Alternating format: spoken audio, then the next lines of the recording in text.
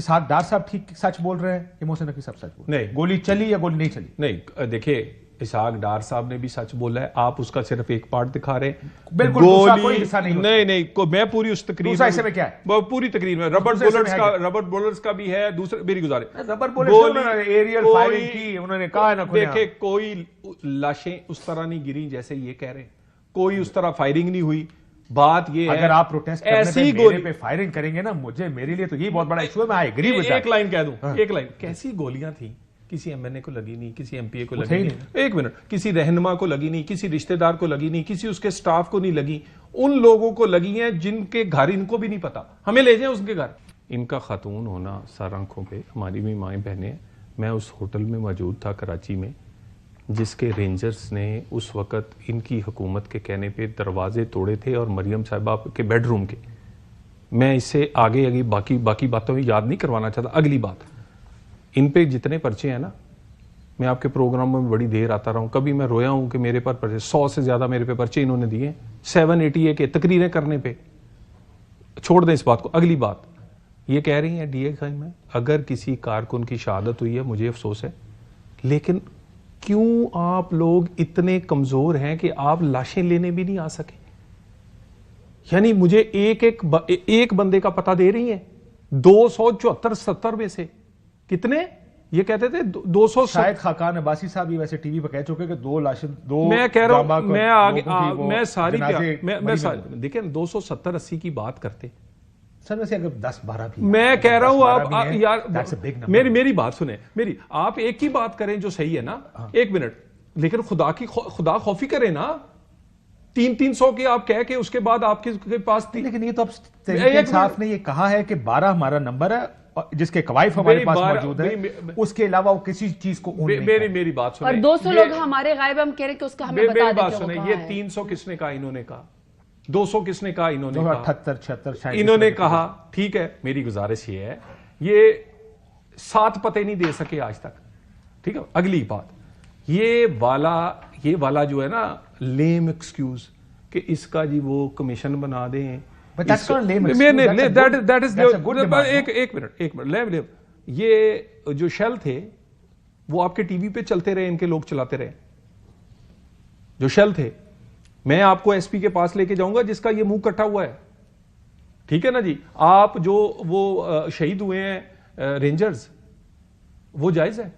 بالکل. اچھا چلیں، وہ جو پولیس کا سپاہی جو شہید ہوا ہے، اچھا اگلی بات مجھے، یعنی صوبے کا وزیر اعلیٰ بلٹ پروف گاڑیوں میں آئے، صوبے کے وزیر اعلیٰ خود بلٹ پروف گاڑی میں اور بھاگتے ہوئے وہ نکلنے کے لیے فائرنگ کروائی انہوں نے. ان کے گن مینوں نے خود دوڑنے کے لیے خود، اور اس نے بشرا بی بی نے.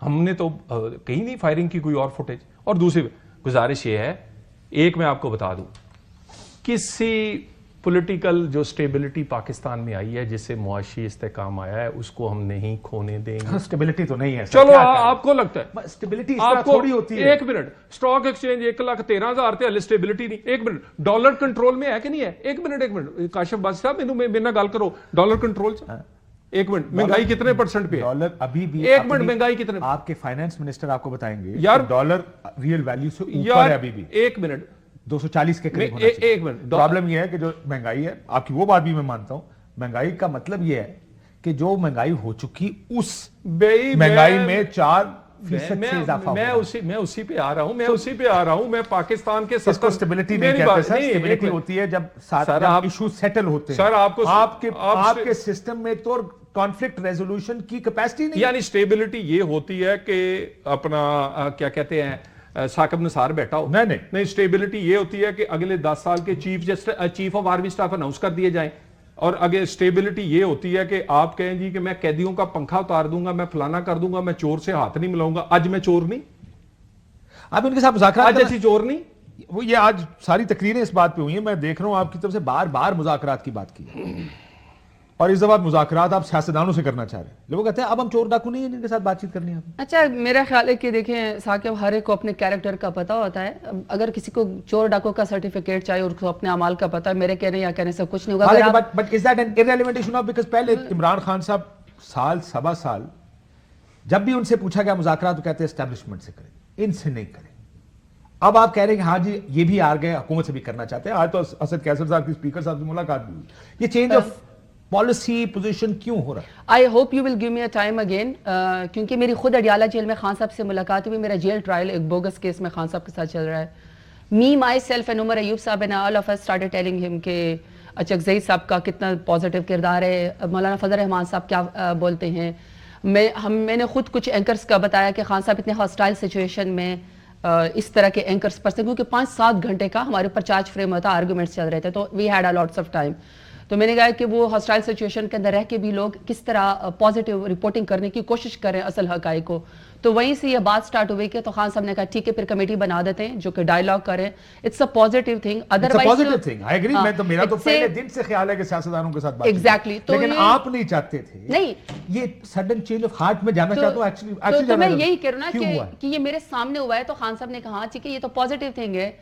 دیکھیں جس ٹائم وہ سالیٹری کنفائنمنٹ کیا کوئی پری کنڈیشن کے ساتھ ہے یا بغیر؟ نہیں، یہ میں آپ کو، چونکہ وہ سالیٹری کنفائنمنٹ سے نکل کے آئے اتنے دنوں کے بعد ان کے ورکر سے ہم سے ملاقات ہوئی. جب ہم نے ان کو حالات بتائے تو انہوں نے کہا ٹھیک ہے میں اپنی ذاتی جو مجھے تکلیف اور آزمائش میں ڈالا ہوا ہے سالیٹری کنفائنمنٹ کو چھوڑ کے، اگر آپ لوگ سمجھتے ہیں کہ یہ پولیٹیکل کمیٹی میں بنا دیتا ہوں اور وہ ڈائیلاگ کرنا چاہتی ہے تو آپ کے پاس مینڈیٹ ہیں. صرف دو تین باتیں. بریک کے بعد کر لیں، مجھے بریک کا کارڈ. اب then you will give me time. ایک بریک لیتے ہیں ناظرین.